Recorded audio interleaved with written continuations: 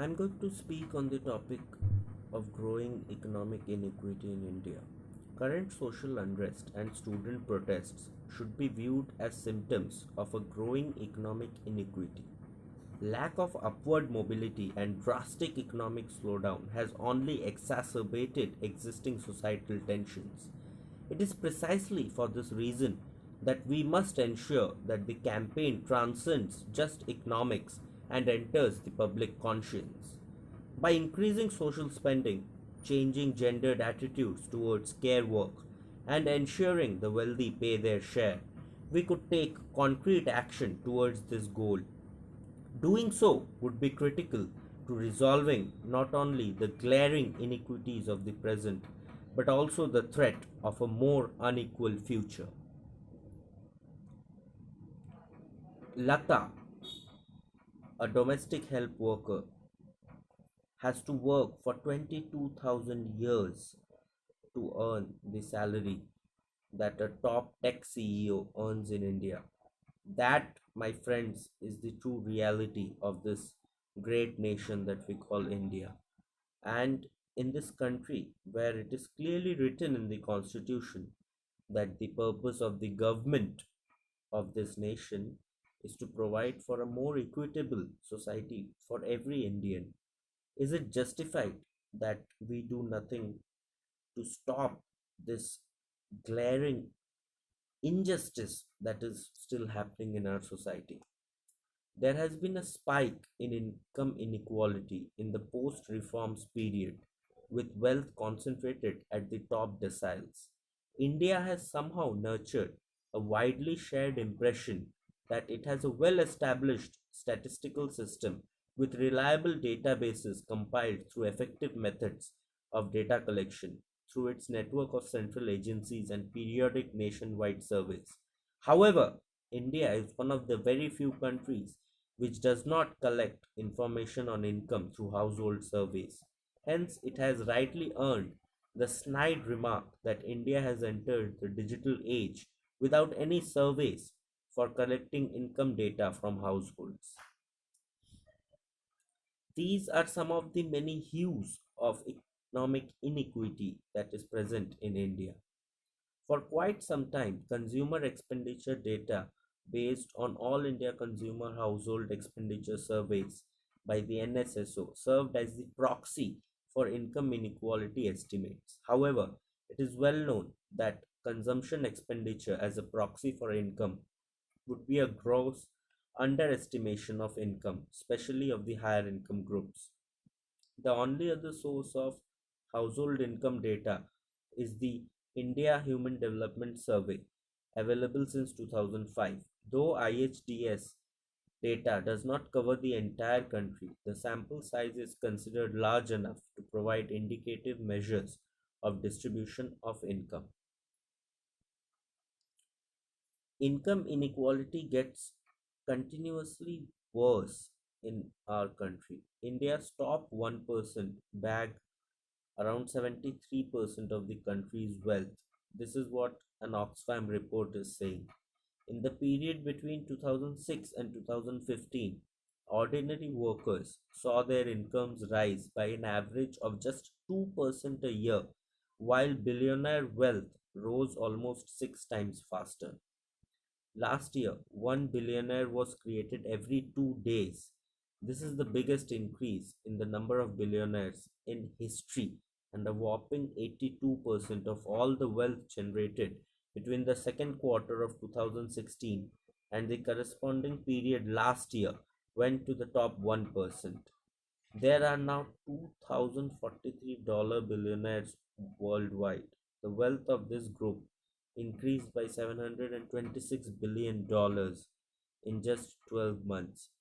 And Oxfam has calculated that approximately two-thirds of that wealth is the product of, can you guess it? Inheritance, monopoly, and cronyism, which sounds pretty bad for us as humans to consider that this is the state of humanity we are at when 20 crore people in the world don't have food to eat. That is only in India. And the three top reasons that billionaires are earning how much they are earning is inheritance, monopoly, and cronyism. I think, as the youth of this world, it is very important for us to think of these things that are happening on the global economic and political scene. On the flip side, while the poor aren't getting poorer, the bottom 50% of the global population bagged less than 1% of total wealth in 2016 2017. Given that the global adult population is estimated to be 7 billion and children under 18 are pegged at 2.5 billion. Sorry, the total population is 7 billion and adult population is 5 billion. So that is 5 billion plus 2.5 billion children. So around 7.5 billion total population of this earth. Assuming that the children are distributed equally across the adult distribution and share the wealth of their parents slash guardians, the bottom 50% represents 3.7 billion people.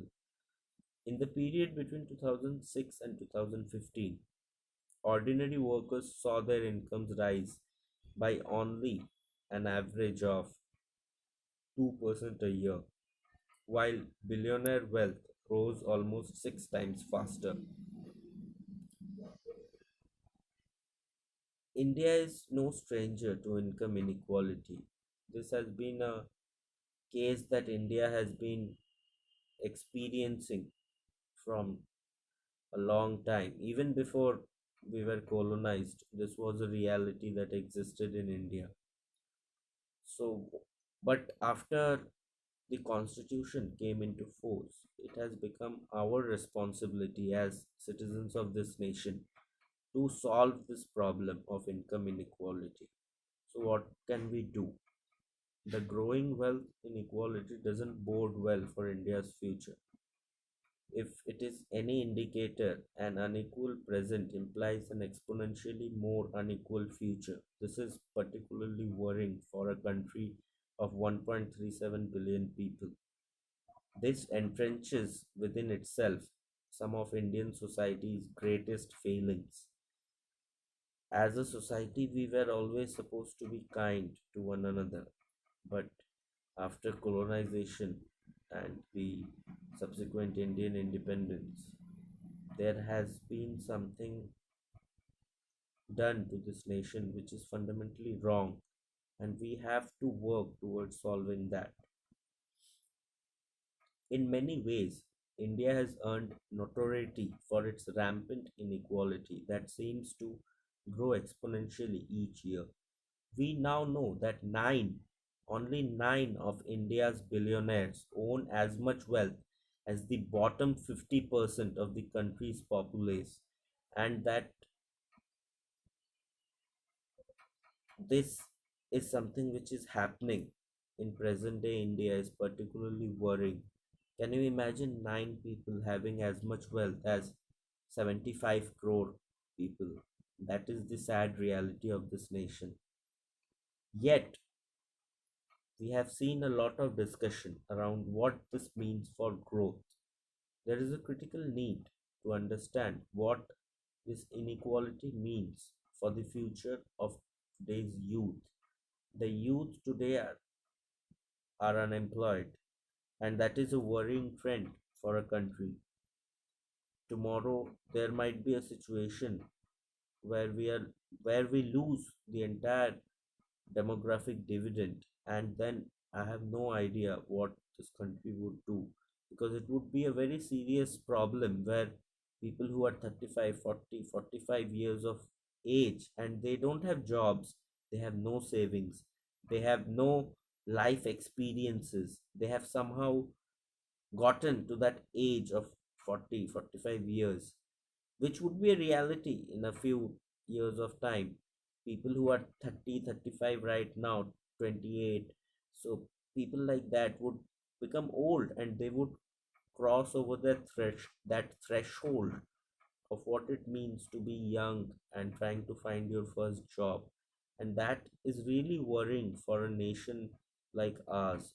Because if we cannot provide them something which is dignified and which provides a career for them, it would be very difficult to provide for the entire population that they live till the age of 70 or 80 years respectfully in a dignified way, which the Constitution provides for. The burden of inequality continues to be borne by India's women. This is another very important aspect that we must look into. They continue to be tasked with bearing the burden of care work and spend on average 352 minutes a day for this purpose. This is almost equal to 6 hours. So every day, a woman in India is spending 6 hours only on family work. In contrast, men put in only 51.8 minutes, which is less than an hour.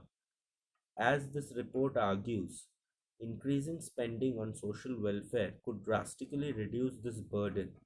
But there again, India allows to allocate a little over 5% of its GDP to health and education. This is particularly worrying because if the government of this country is not serious about the human conditions, then no one else will be. So I just request everyone to think about inequity as the greatest problem of our times and put in their efforts to solve this at the earliest. Thank you.